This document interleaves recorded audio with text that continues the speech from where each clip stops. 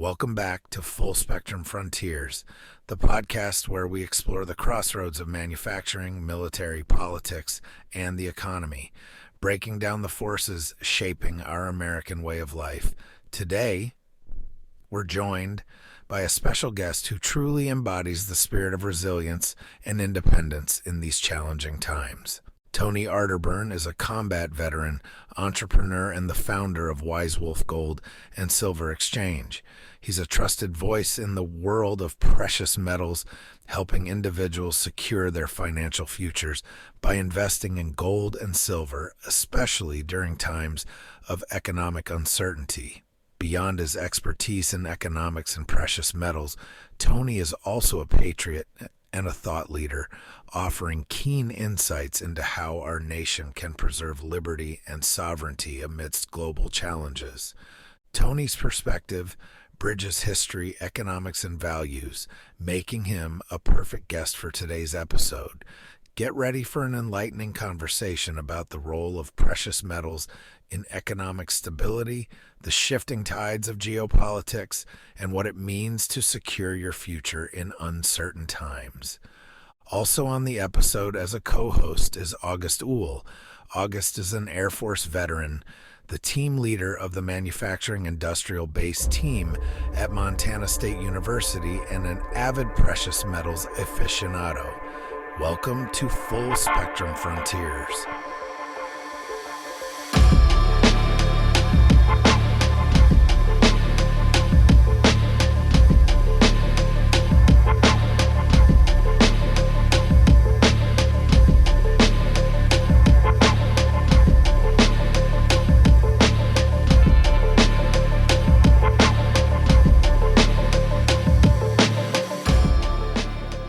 All right, we are live.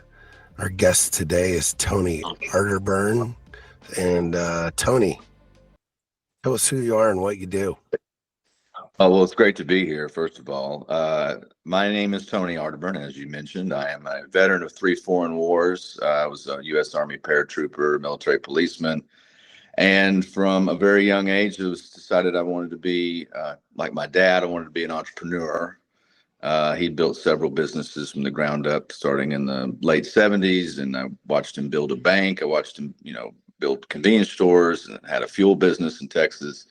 And so I saw that, if you could think of something and believe it could come true and you could build it, it would, become a reality. And I thought that was a fundamental principle for what I, believed in moving forward as a young man. So I decided, though, I wanted to do a different path than my old man. So I joined the U.S. military after high school and wanted to go into an elite unit. I fought to get airborne status, and I ended up being part of the 108th Military Police Company out of Fort Bragg, North Carolina, which was the only, I believe, the only Army company in the entire Army that was both designated for air assault and airborne. So it was called a double stack unit.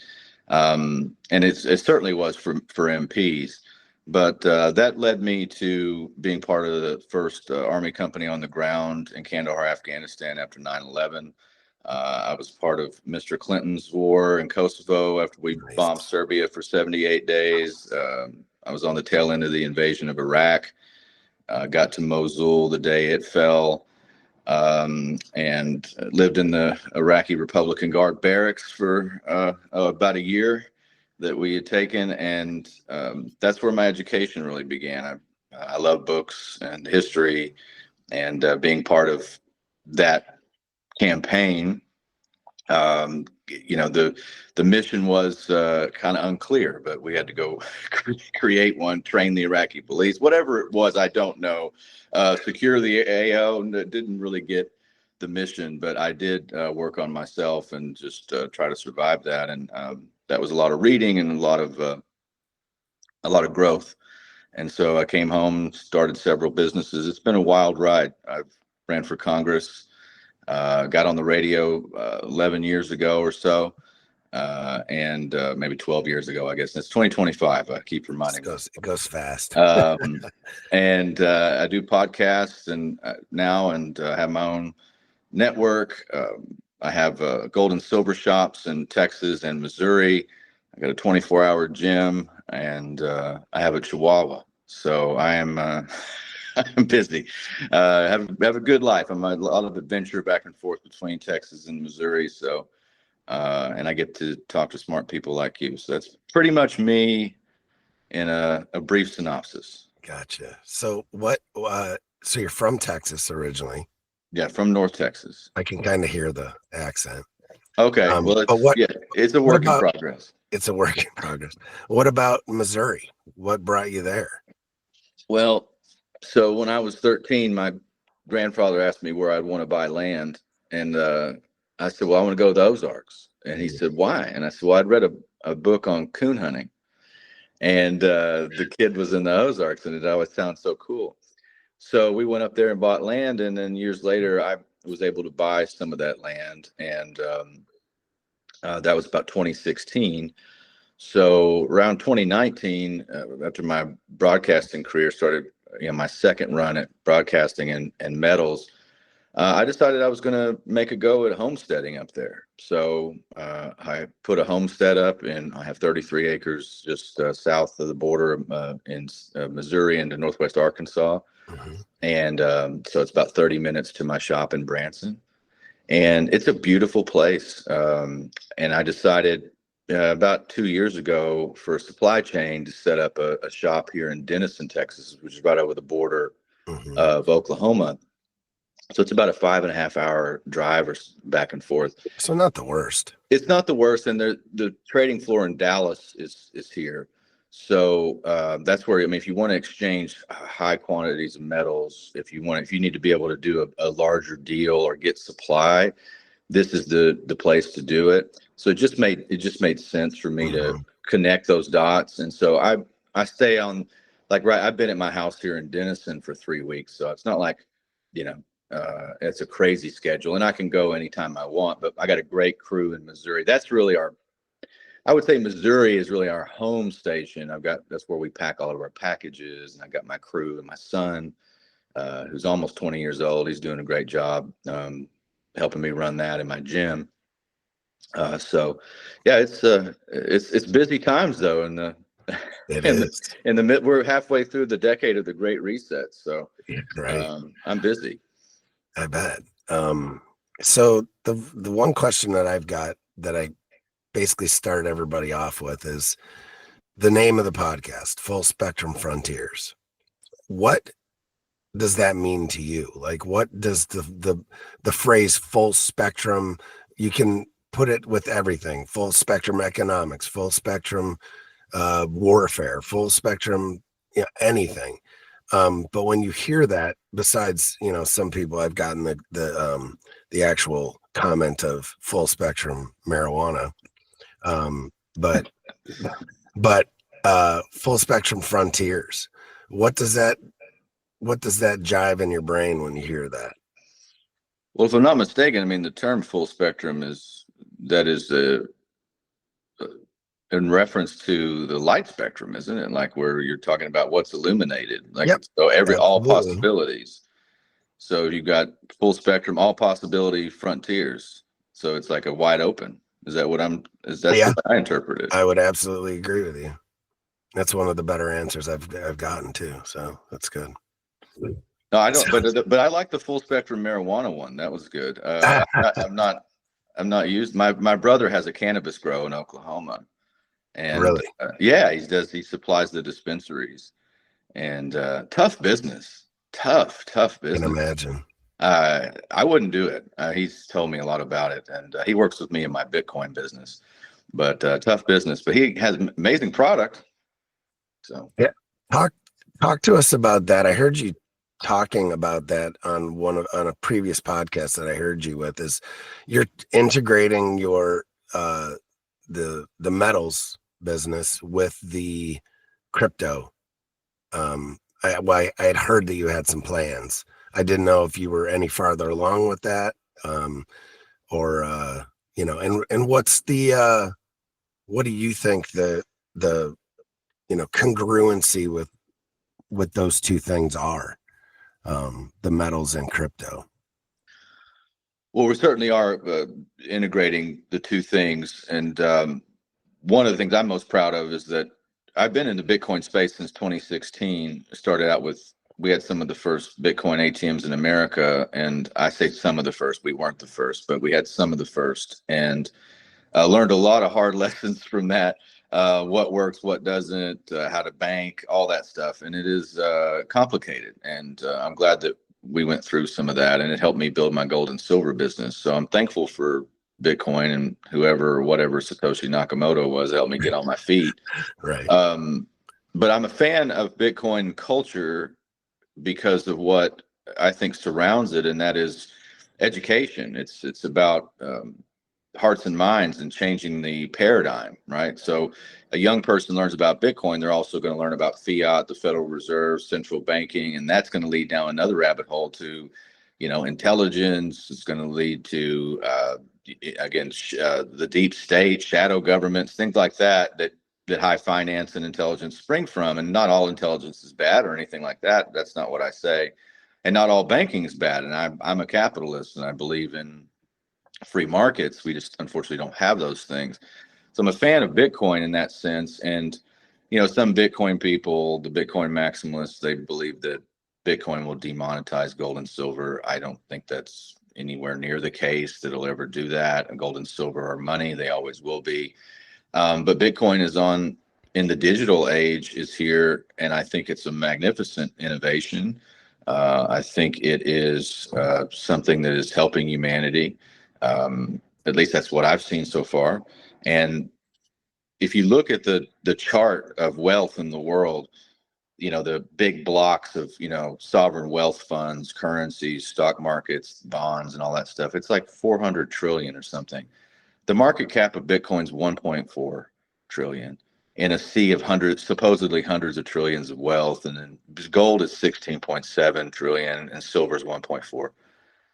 I look at that chart and I go, wow, I'm in the right business, because these are finite things based in an infinite sea of unlimited fiat currency, which is the globe right now. Since 1971, we've been living inside a real-time experiment. Mm-hmm. The average lifespan of a fiat currency, and fiat just means by decree, means they say so, is 26 years. And the dollar's doubled that, mainly because we're the world's reserve currency. So to get back to your question, though, the blending of the two, I think they are symbiotic in the digital age. And then, of course, gold and silver do something that Bitcoin can never do, and that's exist in the third dimension. A lot of Bitcoiners don't like it when you say that. I'm a Bitcoiner, though. I mean, I can't emphasize that enough. I just think that gold and silver do something. And there's electronic, medicinal uses, cultural uses for gold and silver that will never go away, such as jewelry. I mean, I'm wearing, I get my gold necklace. This is a 1912 gold Indian. This is, if you ever need an emergency fund, you got it around your neck. Gold is always money. So I think that's a symbiotic relationship. And one of the things that we're doing is we have Wise Wolf Bitcoin with Wise Wolf Gold and Silver. And that is kind of a merger where if you want to use your crypto to buy gold and silver, what we're going to do is say, okay, that's the same as cash to us. So there's no fee. No other broker in America does that. We're going to do that because of our symbiotic relationship. We've got Bitcoin ATMs that are being deployed. So those are kiosks.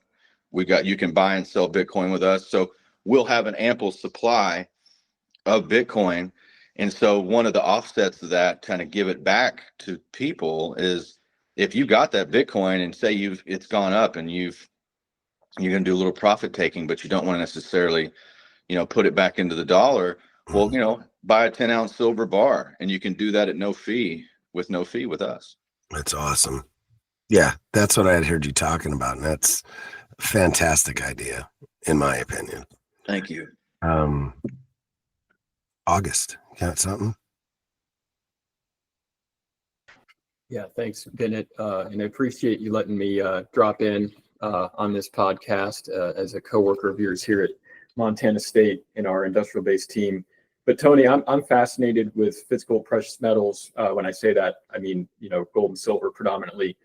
And it sounds like you operate at, I guess, what I would describe the retail level with folks not talking industrial uses or ETFs, but what do you see as the various reasons that folks that come into your shop are buying, let's just say gold and silver? I mean, is there a multiple reasons and sometimes more than one, or what's that all about in your experience? I think my physical shops, what you'll see a lot at the base level is people just getting some cash, like here's some old gold jewelry, or I got a gold coin that I inherited, or, my dad gave me, 50 ounces of silver and I'm going to get some cash. At the base level, you'll see that, or people that have invested for a while, that they've been holding on to it. They got to put in a home improvement, so they sell to me. Matter of fact, my business is a lot of me buying right now. It's not a lot of me selling. I sell to the trading floor a lot because there's just no buyers, right? I mean, for the larger things like 100-ounce bars and stuff like that, there always is a buyer, but if you need to move it quick, you take it to the trading floor or the wholesalers. So that's the first level of things that I see. And on the second level of people buying, a lot of them are new, like they realize that something's wrong with the dollar. Like, hey, it doesn't buy what it did 3 years ago, and certainly not 5 years ago. And they're starting to understand what inflation is, because the central banksters tip their hands so much, and because the sheer number of currency creation that's happened in the last 6 years is staggering. Even at the tail end of the last quarter of 2019, even a lot of this is before, the COVID-19 84, before the lockdowns and all that, there was $6 trillion in currency creation by the Federal Reserve to cover the repo markets and the overnights, like the liquidity. And yeah, don't try to get me to explain that, because I think they make this stuff complicated just so we'll give up and shrug our shoulders and be like, I don't know what that is. It really is just basically they needed to create some new currency to cover float. That's really what it is. Like, there wasn't enough to cover the float. They were losing it. And that was again on the heels of the largest exodus of CEOs in history. So this latest round, where 80% of all the dollars ever created were made in the last 60 months, people notice it. And yeah, we're still the world's reserve currency. There's still king dollar, but massive de-dollarization has happened. And it's, you can feel the pain through your savings and through, this working longer hours to make less and less. The dollar doesn't go as far. So I think people start to wake up to that, and then, things click. Something about the human condition, and eventually you'll come back and see that gold and silver are money. Right? They just have been. It's part of our connected consciousness in some way. I read a lot of histories on gold, and I'm reading one right now. It's absolutely fascinating. I mean, just deep cultural dives into the meaning of like gold in our lives, and not all of it's good. I mean, I'm going to talk about that. I've got the author coming on my show pretty soon, but there is something ingrained in us with it. And that's why I like to see things like Bitcoin. I think they complement our history with precious metals, because a lot of times it's fear-based. But at the end of the day, gold and silver win out. Like, you can have, Gresham's law, which is when bad money enters the system, good money goes into hiding, until it doesn't, right? Until the bad money runs its cycle. And I'm not saying the dollar is going to be gone tomorrow, but the warning signs are there that, you certainly shouldn't save fiat dollars if you want to house your wealth and your work and your energy. So that's interesting. I think if I can infer from that, you're getting what might be some new people coming in to physical. Absolutely. Silver, gold, and because they're observing, just call it inflation or whatever. Are some of them younger, or, how would you, is it a diverse? It's across the board. It's very diverse. And I'll tell you something interesting that we did. I think is an interesting case study, because, well, obviously it's something I did, but I mean, just even objectively, the membership program that I did, where I just did this just like to see what would happen. I was like, okay, The gold and silver big companies, I mean, they really don't care that you got $500 or $5,000. They just, that's not their customer. They're looking for big rollovers and, IRA transfers and that kind of stuff, 20, 40, 50, $800,000. That's their model, and nothing wrong with that. That's just their model. And I said, well, what happens if you got $50? So I created, I'm like, well, people want to save metals, but they don't know what to do. And let me buy it for you. So I started this subscription service called Wolfpack. And I started at $50 and we scale all the way to 5,000. Now you can do that one time, or you can do it automatic. You can join the club, and I buy in a pool of things. So like everybody gets this, like we just been recently buying here from Denison, and I got a lot of gold. And so I'm about to transport it back up to the shop. So I got, American Eagles and 90% silver quarters and stuff I bought in bulk from customers.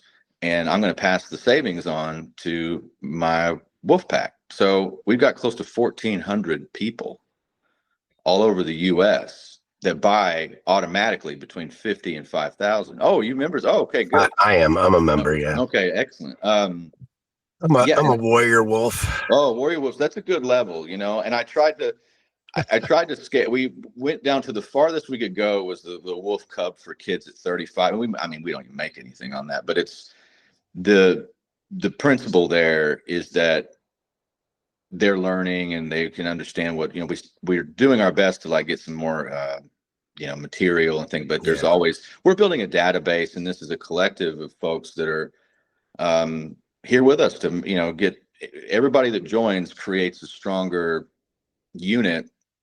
And so I'm able to buy better and better things for everybody. It's like when we get to 2,000 members, I feel like, we'll have a breakthrough there where I'll be able to get, even just cooler items at an even more discounted price. That's the goal, at least. And that's the theory. I see why the big guys don't do it, because of the moving parts and the labor and stuff. Like, I see why they don't, but I'm glad I did. And I love what we have. And that's why, my shop in Branson is the two ladies that work for me, a mother, daughter, and my son is there. But the two ladies, they ran a UPS store. So I've got the best crew to pack, and they know where everything is. I know how to send stuff. So that is a really diverse thing. And we made it so easy for people that I think there's a lot of people in that wolf pack, like your question. There's a lot of people there, I think, that have never bought metals before. And now they're getting them automatically, and they think, and I got like 1,000 5-star reviews. Yeah. So people go on there, they're like, whoa, I love this. It's like Christmas I never know what I'm going to get. So we buy it for you, right? So it's like everybody on that same. Awesome. Yeah, it's fun. Remember August, I got my last package, and I was taking pictures and showing him. And yeah. We share precious metals pictures. And I think, Tony, you hit on something which it seems like there's a bit of the, someone might get into it for those, just say more inflationary reasons, but then they start to find out they become hobbyists, right? And I'm not saying numismatic hobbyists, but just the variety, and just because it sounds like you're sending them almost like a surprise, a grab bag of interesting things, right? Yeah, and it's going to change weekly. So like everybody, like we do a new invoice usually every week because it's different products. Like before I got on the show here, my head trader, Yeka, she called me and she's like, hey, we ran out of 10th ounce silver. So I'm going to change the invoices. What do you want to go to? I'm like, hey, put 40% silver Kennedys in there. Nice. And because we bought a big buy-in of those. So like, and I can and a big savings that we can pass along to everybody too. So like you could go to JM Bullion or something and pay significantly more. And so those are just like, I was looking at, hey, what's the same amount of silver in a different coin? So we just look at the inventory that we have on spreadsheets and go, okay, let's put this in. That'll be for that week. So it's a lot of fun. I love building the invoices, and we're just getting started too. Like I'm literally almost everybody who's in that is from a podcast. Yeah. I don't think there's any organic signups. I know, you, I mean, that's great. And like I think if we could cross into like where other people haven't heard of us, I think it's very scalable. Let's put it that way. Yeah. So it's I mean, good. I've been investing in precious metals for years, and literally it would be as easy as I would from what, wherever, AppMex or Money Metals or, one of the tons of companies out there. And I would, my default buy was always like a roll of dimes because, it's about what I figure I want to invest at that time. But then I came across your program and it was about the same amount of money, right? But I get a plethora of stuff and I don't have to pay extra shipping or all like different nonsense fees because, I'm dealing in ones and twos, right? Right. So I give you a lot of praise and credit, and I at the end of the day, it's such a vehicle for education to people that, especially like my children and whatnot, that hey, it's not hard to invest in this stuff. And that's what you have to kind of look at it as, right? So I I'm gonna toot your horn a little bit on that because I'm a huge fan of it. Thank so you. Means a lot. Yeah. August. Yeah, Tony, and this and Bennett, you and I have discussed, and this could be my flawed thinking, but I think when you look at maybe some of the reasons, and maybe silver more so than gold, but that folks who are accumulating, like you mentioned, silver dimes, which are a small form factor, a nice denomination that's easily divisible for transactions at a smaller level. I think in my flawed thinking, you think about the concept of, when are people going to be needing to use silver and gold for exchange? And you leap immediately to some kind of a post-apocalyptic, we're going to be trading for bullets and canned goods.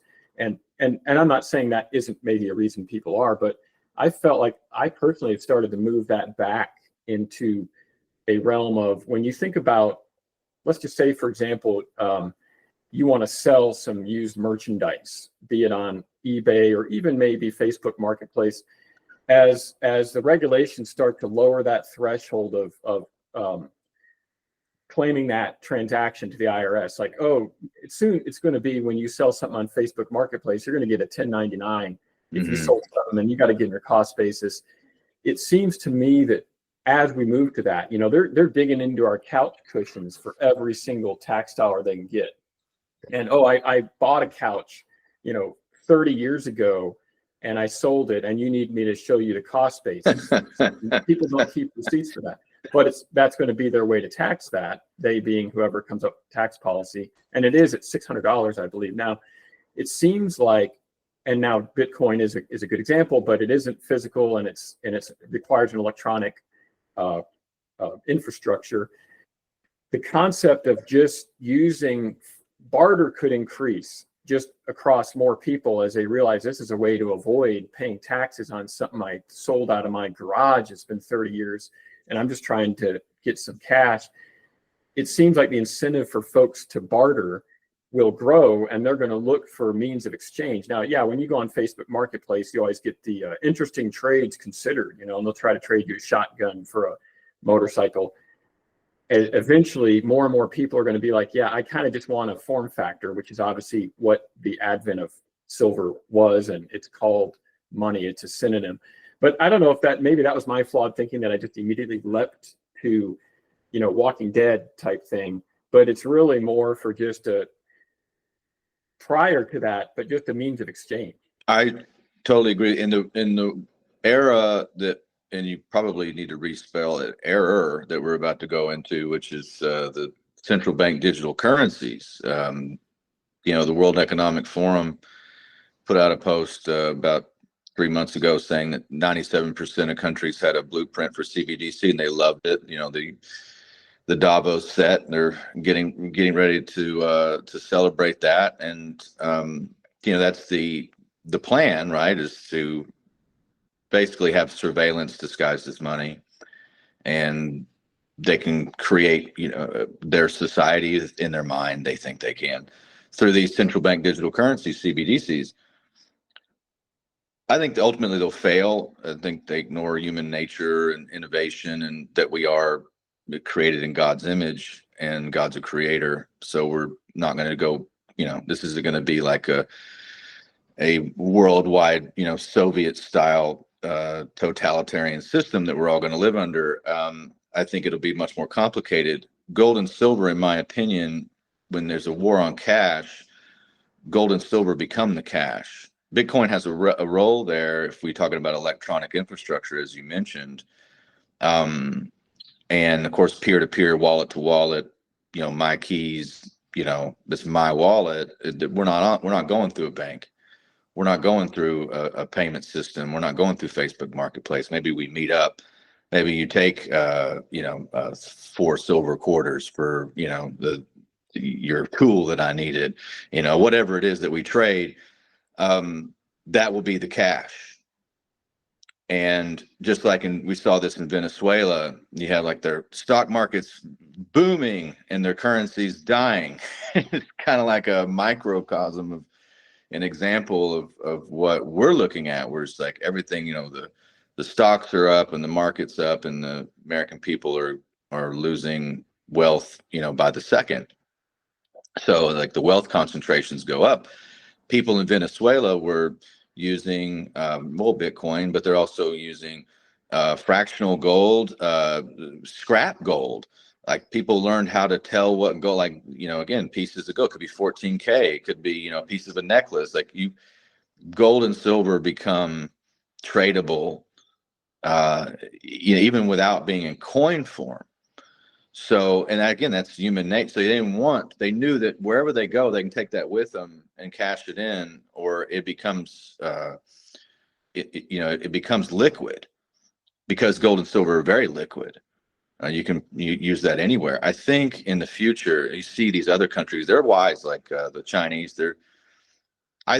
Personally, I think the Chinese have more gold than the U.S. I think there's good scholarship there pointing that they surpassed us. I think that's the tell. It's one of the reasons why they bought in secret at the beginning of the century. And I think that's been the plan from the trilateralists and others to like shift wealth away from the U.S. It's kind of an inside job.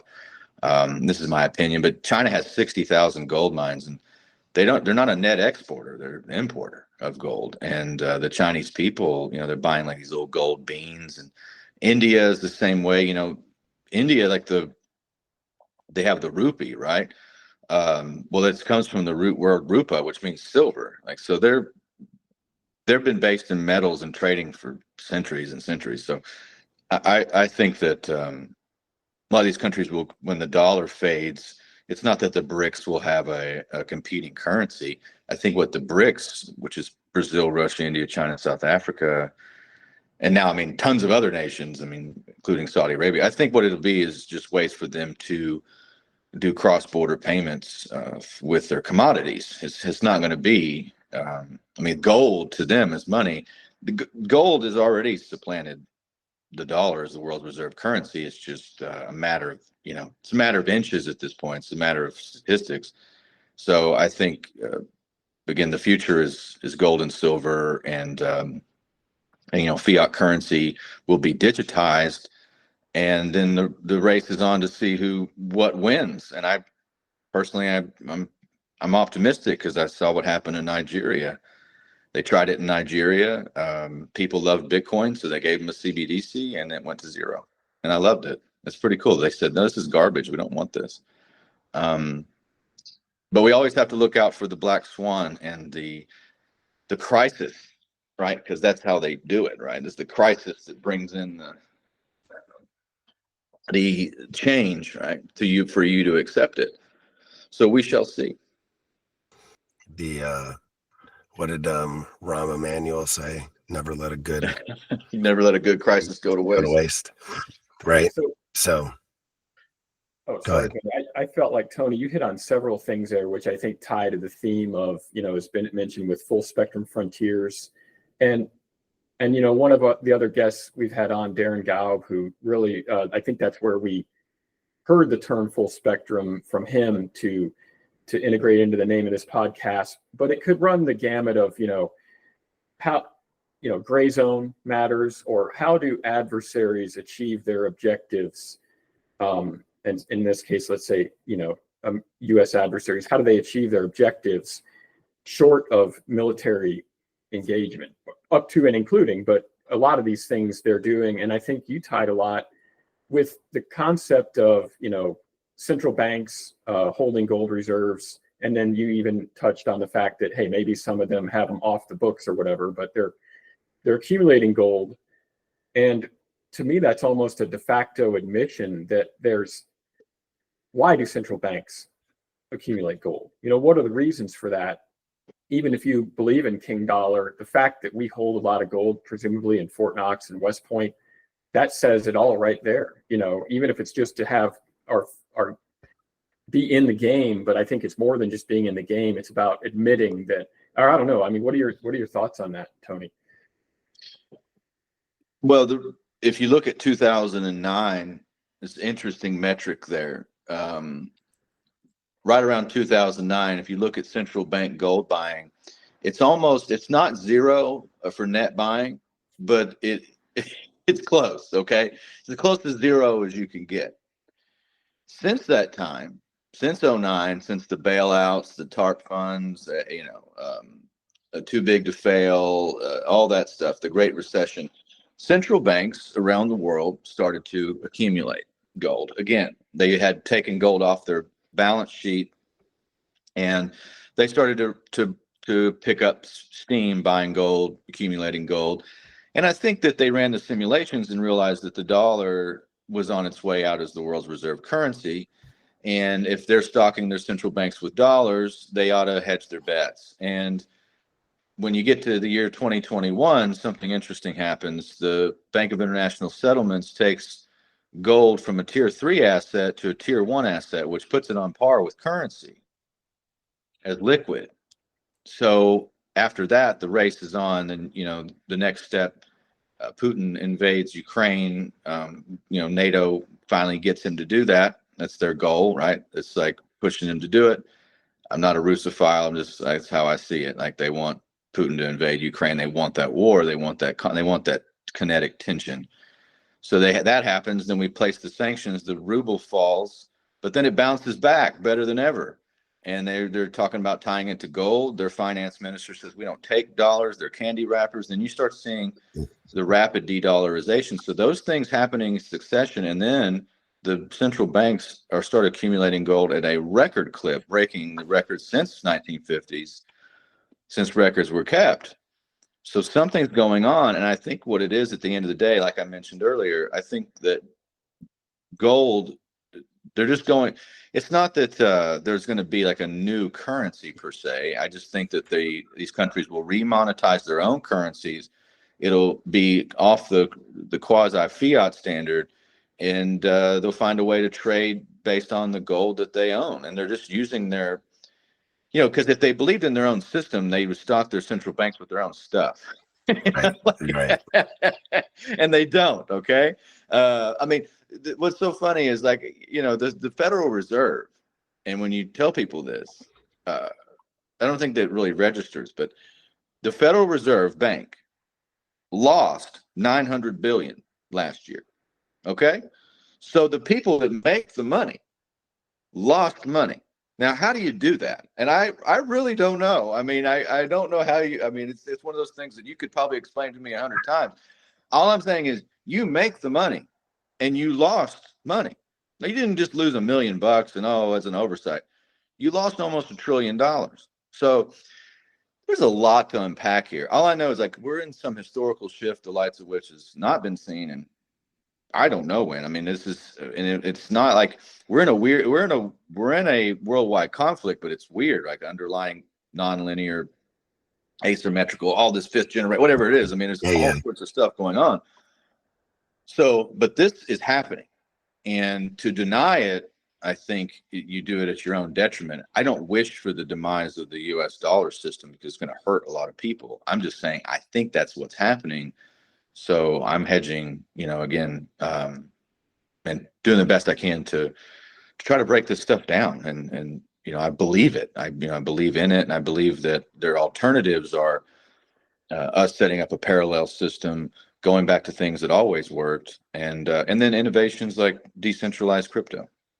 Yeah, you bring up parallel systems, and if you think about it, parallel systems have been there from the beginning of time. I mean, that's what the black market is, right? It's a parallel system. And the black market doesn't have to be nefarious or whatever. It could literally just be, you know, the farmer's market where you bring, you know, a couple silver quarters and you buy eggs with it. And you know what? That happens every week that I go to the farmer's market. I see it. And or bartering. That stuff, I mean, when you start taxing people to oblivion and start ignoring things like that, then those secondary markets pop up organically. It's not even no pun intended, with the farmer's market and organic, but it's literally, those things happen organically. And they can't stop it. They can try, but they've never been able to throughout history, not for very long at least. So that's just more of a statement. I'm not looking for input because I know you both agree with me. So Certainly. So Tony, do you have any future plans to run for office again? Not off the top of my head, but it's always, I mean, I'll keep that in reserve just in case I need it. And I learned, so when I ran for Congress, I ran against the last World War II veteran. His name was Ralph Hall. And Ralph had been congressman since I was born. I mean, so I think he ran in 1980.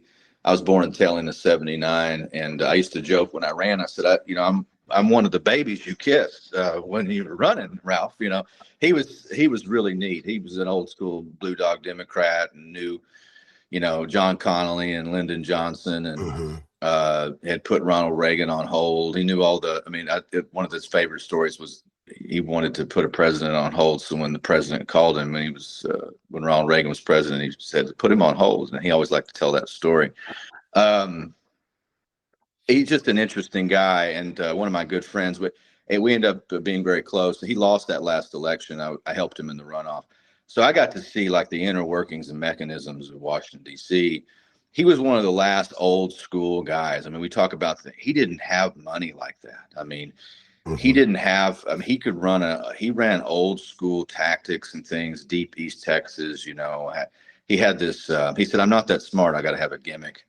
You know, so he'd give away he had this coin press where he'd take a penny, he put it inside this coins or wrap it around something else, and it would be like, you know, Ralph Hall for Congress. He'd give away this penny because he's like, people won't throw away money, so they'll keep my coins around. And he had some specialty shop out of Michigan. They had one of the last presses make those. So just super good man, World War II veteran, you know, and I just learned a lot. So he always told me, he said, you know, you definitely have that gift where you could. He said, but I would caution you not to, unless you think you can win, don't do it. You know, like unless you think you can really pull it off.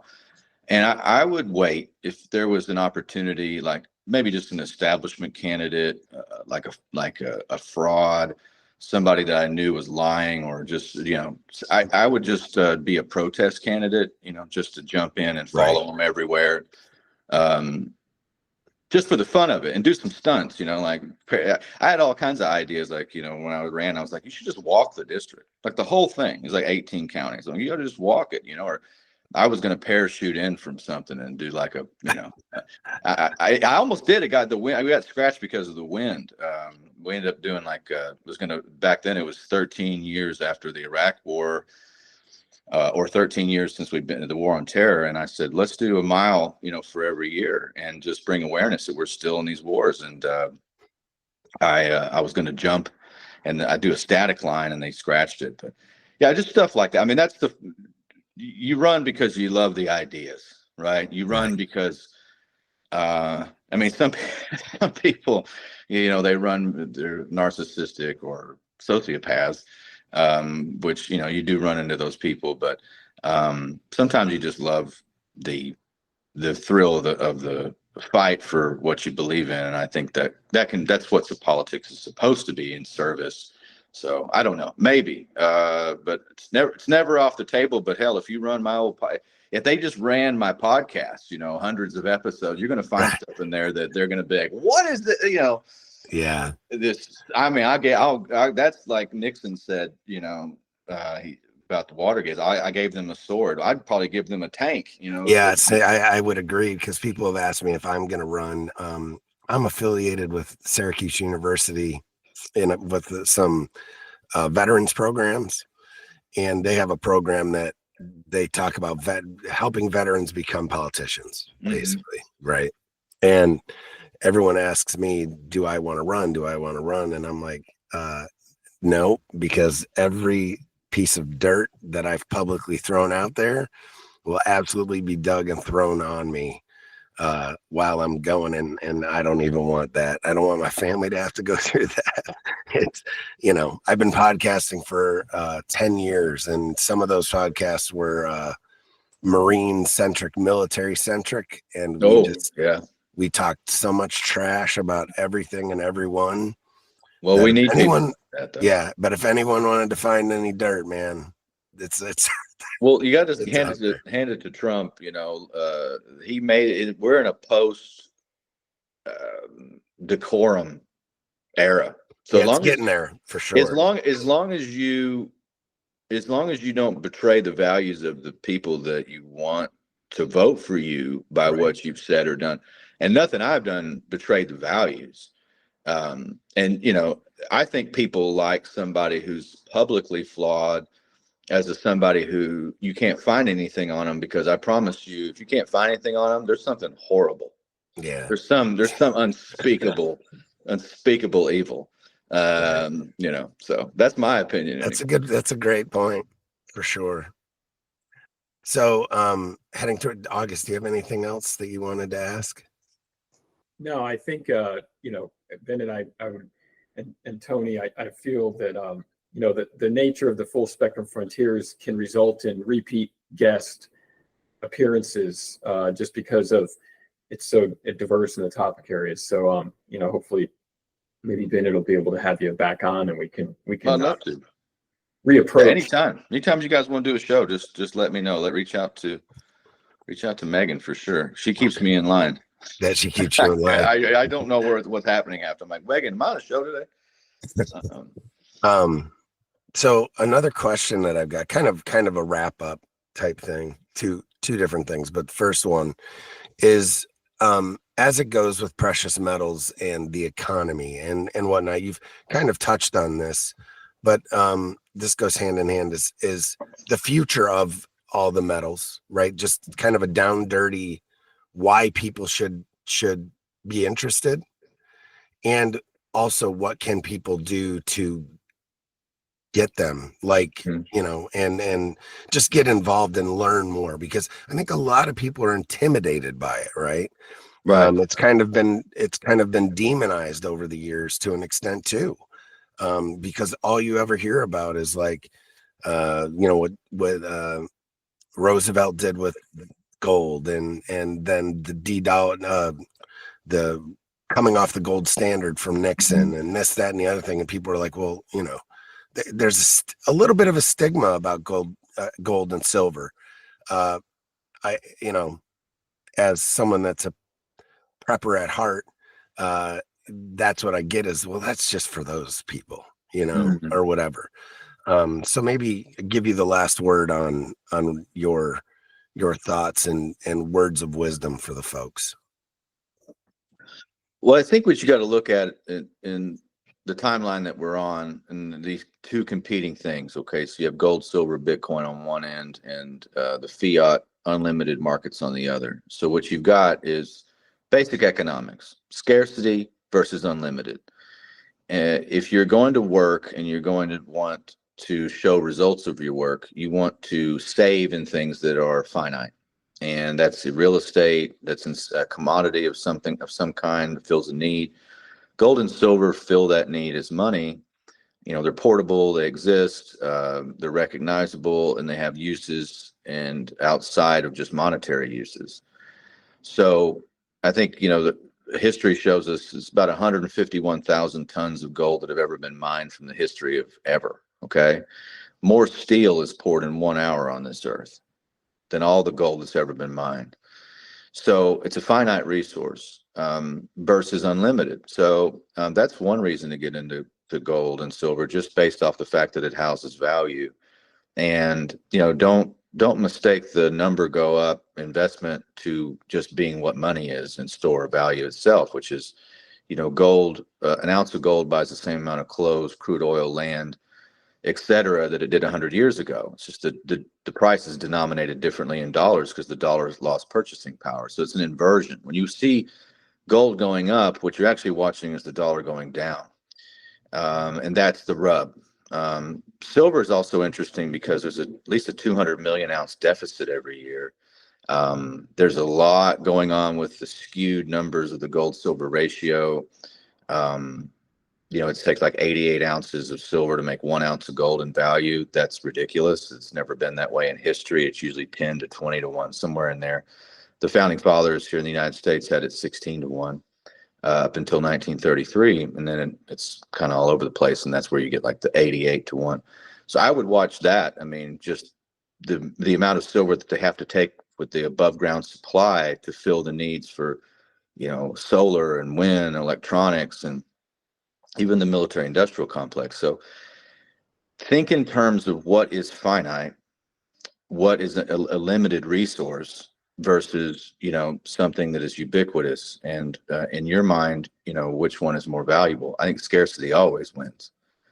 That it's in our relationships, it's in everything. It's one of my favorite quotes from the 48 Laws of Power, Robert Greene wrote, talked about this monk who would visit villages in China, and one of the people asked him and said, "Master, why do we almost never see you?" And he said, "Because the sound of where have you been is so much more beautiful than why are you still here." So that really translates into everything, which is economics and everything we have socially. So that's my bet, right? It's my bet on the future. An easy way to get into it is find a dealer that you trust. There's great books out there on gold. I'm working on one, and the Great Reset. I want to talk about that and what I think is around the corner with the new economic world order, best of my ability to break that down. So yeah, I mean, and my resource too, Wolfpack.gold is always a good resource to check out. We got a podcast there too. And I just interviewed the author of Pirate Money, which is that's a great book to read. Pirate Money. I just interviewed that author. So, Kevin Freeman. So go check that out as well. I'll put it in the show notes. Yeah, he'd be a good guest for you. Kevin Freeman, is that what you said? Yeah, Kevin Freeman, Pirate Money. Okay. Awesome. So your podcast, tell us where we can find it. My podcast is Paratruther, because I was a paratrooper, and you can go find Paratruther anywhere podcasts are served up. I have a radio show that I put on there as well. It's called the Arterburn Radio Transmission. You can subscribe to both of those podcasts. I mean, they mirror each other, but Paratruther is where we're going to be going here in this year. We just did the hidden history of Henry Ford and Fordlandia, and we do topical stuff too. And do some deep dives. Have some great guests. Working on a studio in North Texas for some of those longer shows. So yeah, Paratruther. That's where you can find me. And then we have the Wise Wolf Gold and Crypto show, which I'm working on that too. Right. And it's Wolfpack Gold. What is it? What's the website? The website is wolfpack.gold. Wolfpack.gold. If you type in Wise Wolf Gold and Silver, there's a link to everything there. I mean, I have too many websites, but it has to do with physical locations. That's out of my hands. I keep, it's one of the things that you got out of hand. So yeah, I get it. So, well, Tony, greatly appreciate you coming on, and this has been a great conversation. Thanks for having me. Happy to come back anytime. Absolutely. And we will, I'll be in touch. Look forward to it. All right. Thank you very much. Thank you.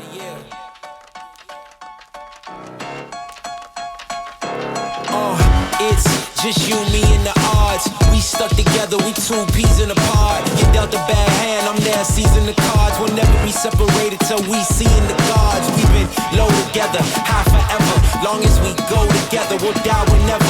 Be a light, couldn't let the darkness try you ever.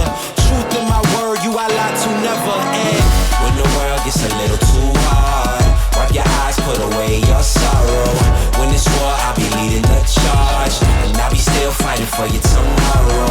Yeah, even with a blindfold or in different time zones, could find my way to you with my eyes closed. There's nothing between us. Go to Mars and Venus, stand in front of every one of them rocks they slinging and be a shield. Yeah. In the fiercest battle, I'll defend you. From all these arrows in the sword I will keep you from danger. Let me be your shield. Yeah, let's go.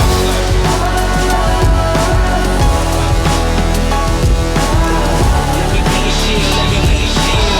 Let me be your shield, let me be your shield.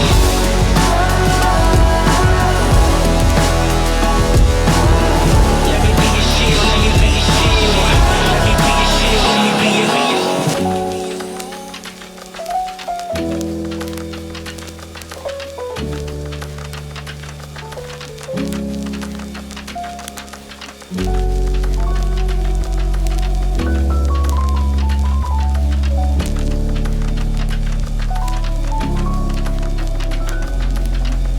You may be facing tribulation, but don't let it get you down. What I'm saying may take patience, but you're gonna make it out. I scorched my own 2 feet to pull you to safety. When the fires are burning